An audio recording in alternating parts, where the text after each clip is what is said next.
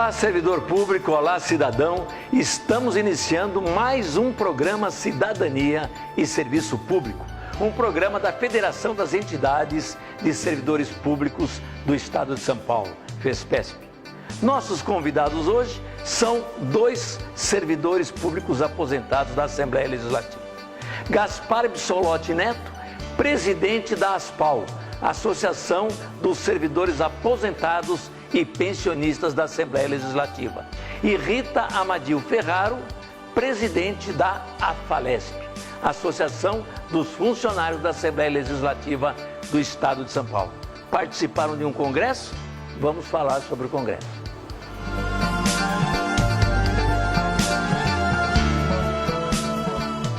Estamos de volta com o programa Cidadania e Serviço Público, um programa da FESPESP. E aqui, dois servidores públicos que, além de serem da Assembleia Legislativa, também estão na diretoria da FESPESP. A Rita Amadil é vice-presidente e o Gaspar é diretor de assuntos legislativos. E são dos legislativos os dois. Bem, nós tivemos agora na cidade de Gramado, lá no estado do Rio Grande do Sul, no período de 8 a 11 de maio, o 40º Encontro Nacional da Federação Nacional dos Poderes Legislativo Federal, Estaduais e Distrito Federal, FENALE, juntamente com a 22ª Conferência Nacional dos Legislativos Estaduais, promovida pela União Nacional dos Legisladores e Legislativos Estaduais, UNALE. Na verdade, o encontro é conjunto, mas conjunto a FENALE está participando do 10º encontro, é isso? Então vamos lá, o que foi este encontro na cidade maravilhosa de Gramado? Bom, é um prazer estar aqui mais uma vez no programa Cidadania e Serviço Público, falando com os nossos servidores e também com os nossos cidadãos, num ano eleitoral importantíssimo para a vida de todos nós, e também debatendo sobre o serviço público e os servidores. Rose, um prazer estar aqui com você mais uma vez e com o Gaspar também. Bom, a FENALE e a UNALE é um encontro, uma conferência muito grande que reúne os legislativos e legisladores, portanto, funcionários e deputados de todos os legislativos estaduais, de todas as assembleias. Tínhamos, não sei quantos estados estavam presentes na UNALE, mas eu penso que quase todos, e na FENALE, que ela faz parte da UNALE. A UNALE, ela congrega uma série de setores dentro que fazem encontros simultâneos. Então, a FENALE, por exemplo, faz um encontro simultâneo dentro da UNALE. Os taquígrafos têm a UNATAC, que fazem um encontro simultâneo dentro da UNALE. Os procuradores têm a ANPAL, que também tem um encontro lá dentro. E assim, tem cerimonialista, tem secretário-geral, tem polícia legislativa, uma série de setores que trabalham nos legislativos estaduais e que fazem um encontro lá. E, portanto, a FENALE, dessa vez, é o 10º ano que fazemos um encontro da FENALE dentro da Conferência dos Legislativos Estaduais. Enfim, tomaram Gramado no Rio Grande do Sul. Não é isso, Gaspar? Na realidade, a FENALE é uma entidade autônoma, né? Ela não tem nenhuma ligação com a UNALE. Aliás, é federação sindical. Ela é uma federação sindical registrada no Ministério do Trabalho, e ela tem as suas entidades filiadas e tem as entidades parceiras, né, que também participam lá com ela. E nessa conferência da UNALE, a FENALE começou a participar em Fortaleza em 2008. A Rita esteve lá, eu estive lá. Antes disso, a FENALE fazia encontros individualmente. Ela continua fazendo, inclusive, ela continua fazendo seus encontros. Quando cai no mesmo momento? Em maio faz junto com a UNALE. Em novembro, a FENALE faz todos os anos o seu encontro. O último da FENALE sozinha foi em Belém do Pará, em novembro do ano que vem. Este ano, em novembro deste ano, deve ter o seu congresso, o encontro de congresso, é um congresso eleitoral, que será realizado em Florianópolis, na segunda quinzena de novembro.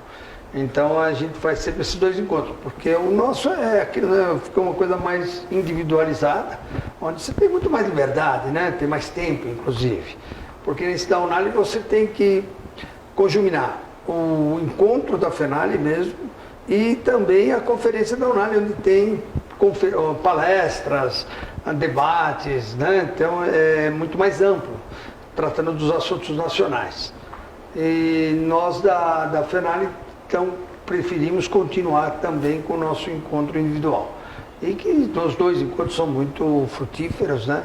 A gente consegue fazer um congressamento de entidades. Na FENALI este ano participaram 19 estados, né?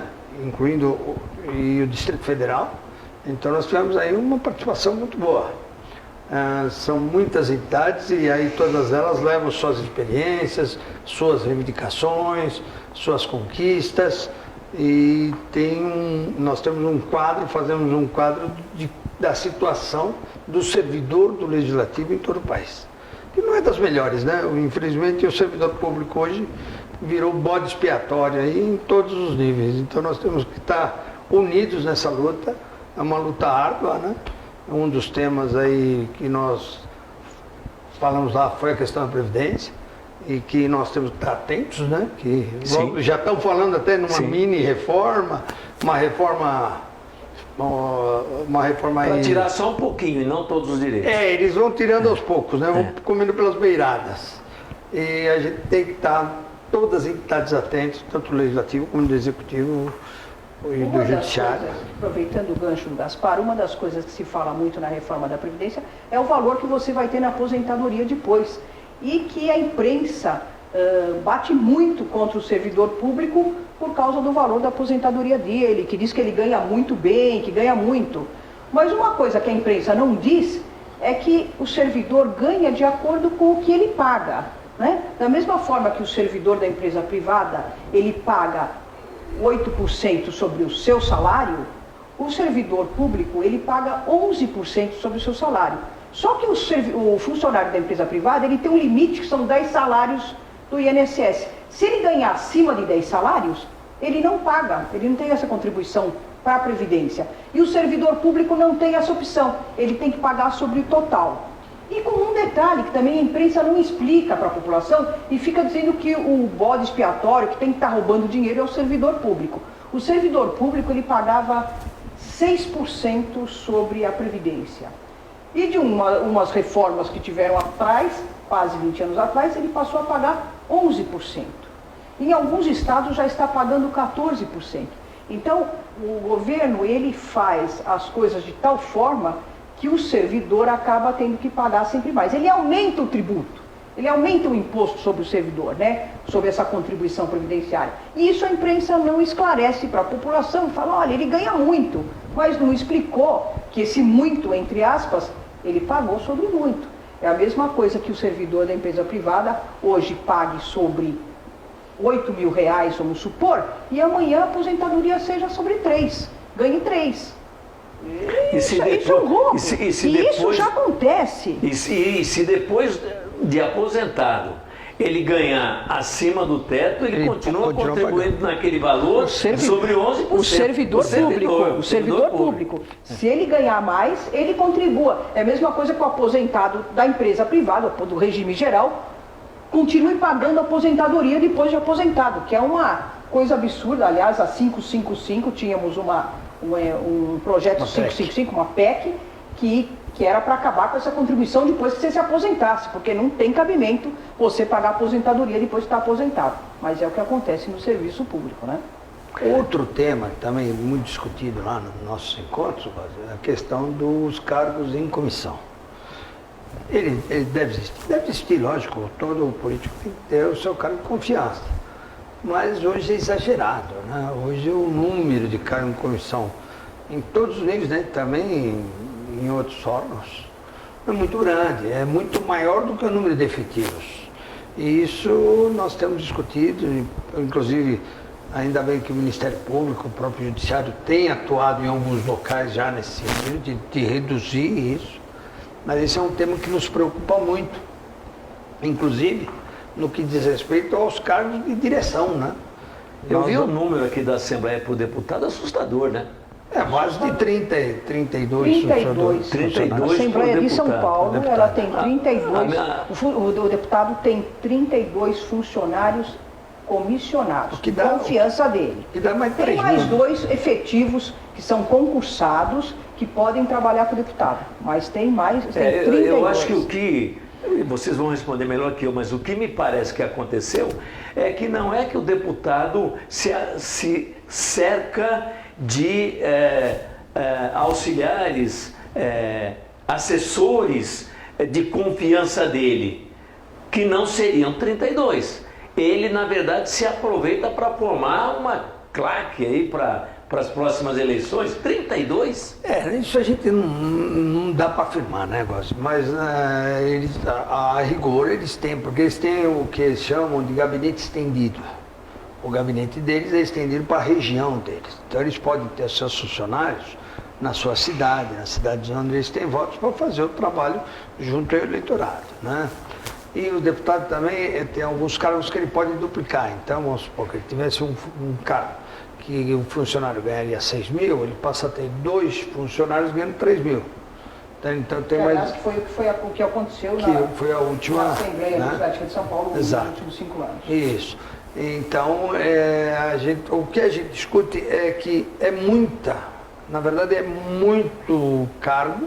E está diminuindo cada vez mais os concursados. Enquanto os concursados hoje na Assembleia, eu acho que não chegam a 800. São 700 e poucos concursados e 3.500 comissionados. Então a proporção está em torno de quase 1.000 aposentados.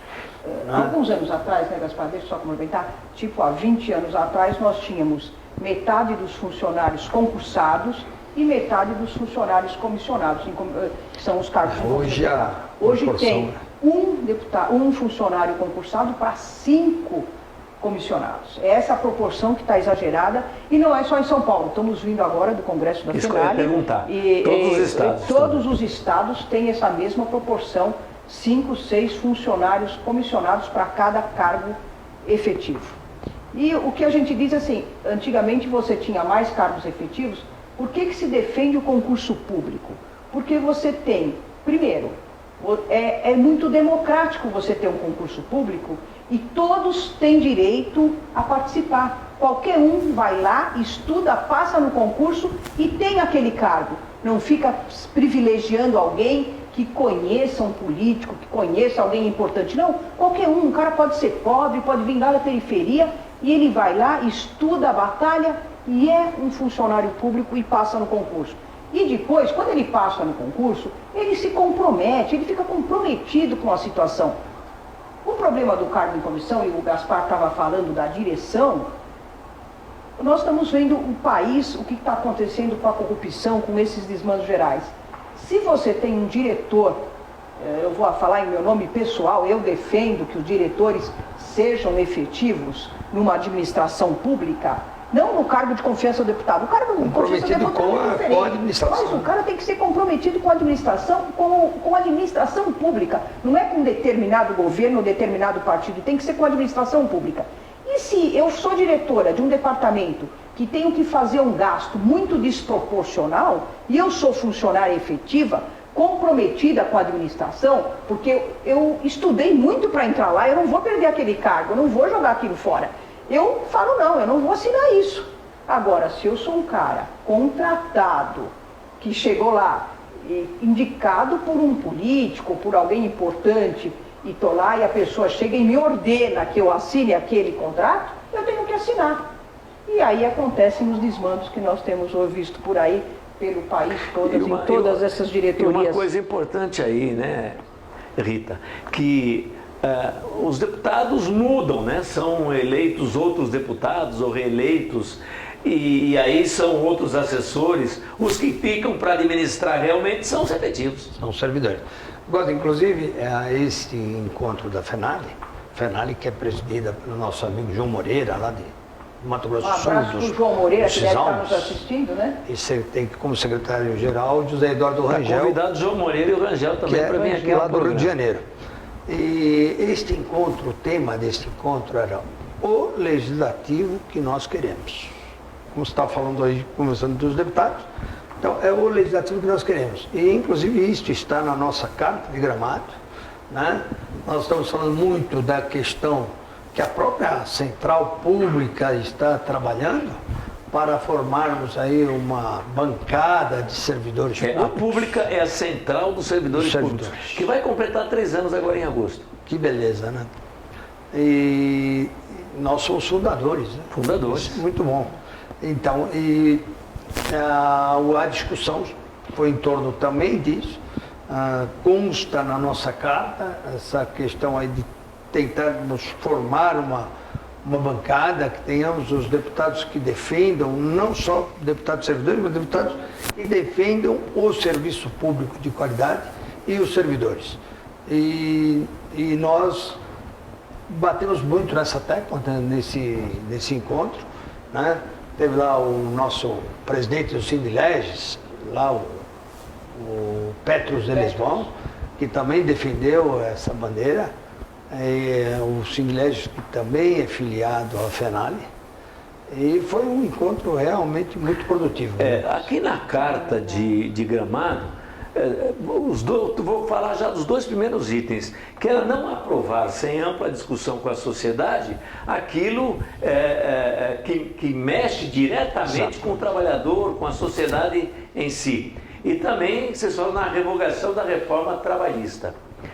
Uma coisa que se discute hoje é que provavelmente nós teríamos que avançar para quando fosse uma lei, reforma tributária, reforma trabalhista, reforma previdenciária, que partíssemos talvez até para um plebiscito. O que vocês acham? Sem dúvida. Sem dúvida, teríamos que ter um plebiscito, porque... Ou um referendo, né? Ou referendo. Porque vai mexer com a situação, com a vida da pessoa individualmente, vai mexer completamente, pode mudar a vida da pessoa da água para o vinho. Geralmente é do vinho para a água que essas reformas mexem, né? Nunca melhoram, elas sempre tiram direitos e muitos. E a reforma da Previdência, só resgatando um pouquinho da história, há 30 anos atrás, quando o funcionário do regime geral, o trabalhador em geral, ele contribuía sobre 20 salários na Previdência. E muita gente contribuiu sobre 20 salários. Veio uma reforma e baixou para 10 salários. E quem contribuiu com 20, contribuiu e ficou perdido. Hoje recebe 10 salários. E depois, numa outra alteração da Previdência Geral, do regime geral, mudou-se que o salário mínimo não ia ser mais o salário mínimo, ia ser o salário de referência. E por isso, hoje em dia, o salário, 10 salários não são 10 mil reais, não. São 5.500 e pouco, porque o salário referência não é o salário mínimo. Então, a cada reforma que vem, o governo retira direitos que o trabalhador teria na sua aposentadoria. Daqui a pouco, todo mundo vai estar ganhando o salário mínimo. E a verdade é que eu acho que 70% do Brasil, dos aposentados, já ganham o salário mínimo. Não dá para viver com o salário mínimo. O salário mínimo teria que ser 3, 4 vezes o valor que é. Então, a cada reforma, o governo tira mais direitos. Na verdade, o salário mínimo, segundo o Diese, seria de R$3.200. Na verdade, nós temos um Congresso, especialmente esse último que terminou agora, que não representou a sociedade brasileira, com certeza. Porque recebiam até dinheiro de empresa ou do próprio governo para votar medidas provisórias que favorecessem o capital. Então, não representou a sociedade. Imagine um congresso deste não consultar o cidadão, não consultar os brasileiros, pelo menos se aceitam ou não aquilo que eles estão querendo mudar. O que aconteceu? E além de consultar, tinha que falar a verdade do que vai acontecer na reforma, né? E não jogar na mídia algumas coisas que ficam parecendo que não vai prejudicar muito, mas que vai prejudicar. Então a coisa não fica muito clara e o cidadão e o trabalhador não sabem o que vai acontecer. E quando ele vai ver, já aconteceu e não tem mais volta. Então isso tinha que ser muito bem claro e o Congresso teria esse papel. E os deputados teriam, que são mais próximos aos funcionários e aos trabalhadores, teriam que informar o que está acontecendo e defender a sociedade. E não deixar e defender cada um o seu lado e pronto. Vocês chegaram a discutir essa questão do voto consciente entre os servidores na eleição agora de 2018, que é uma coisa que a Pública está defendendo, que a Central do Servidor Pública está defendendo, e que realmente a gente tem colocado, para deixar claro entre nós aqui, não é que o servidor vai entrar no Congresso para defender o servidor público, Mas é para mudar a situação que o país vive hoje. É para defender o próprio serviço público, o serviço público de qualidade. Levar o Estado para o estado do bem-estar social, é isso? Porque o contribuinte tem muito pouco de volta, né? E a contrapartida do governo, do Estado para o contribuinte, infelizmente no Brasil, é muito pouco. Tanto em educação, segurança, saúde, você vê que é o mínimo, ele precisa mais. Então nós precisamos de pessoas comprometidas com esse mais, comprometidas em melhorar o serviço público para a população. Nós não podemos ter serviço público que falta injeção, falta remédio, né? O professor ganha mal, o policial ganha mal, o profissional de saúde ganha péssimo.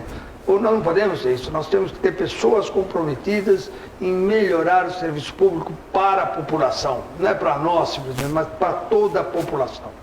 Isso você consegue com voto consciente. Você que tem que votar em alguém que você confie. E tem que ter certeza que essa pessoa vai retribuir essa confiança. Porque você vota, chega lá e o cara vota todo contrário ao que você queria. Primeiro, ver o histórico do cara que você está escolhendo. Isso é ficha limpa, pública, né? Ficha limpa. Ficha limpa. Ficha limpa. Isso é o primeiro. E depois acompanhar o cara que foi eleito. Exatamente. E Não é só apertar o número. essa plataforma que a pública vai lançar vai ajudar o eleitor a verificar lá na rede social, na internet, quem é quem? O perfil do candidato e quem é quem, e o que ele já fez, e pelo histórico você já vai saber se ele fez alguma coisa, se ele vai fazer alguma coisa de bom.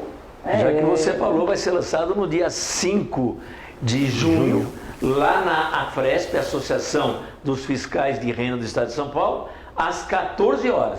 E todos estão convidados. Estaremos lá. Com certeza. Estaremos lá. Pois bem, conversamos no nosso programa de hoje com Gaspar Bissolotti Neto e com a Rita Amadil Ferraro, os dois da Assembleia Legislativa, um presidindo a Associação dos Aposentados e Pensionistas da Assembleia e a Rita presidindo a própria Associação dos Funcionários da Assembleia Legislativa. Um pequeno intervalo e voltamos para uma pequena reflexão entre nós três aqui. Até já.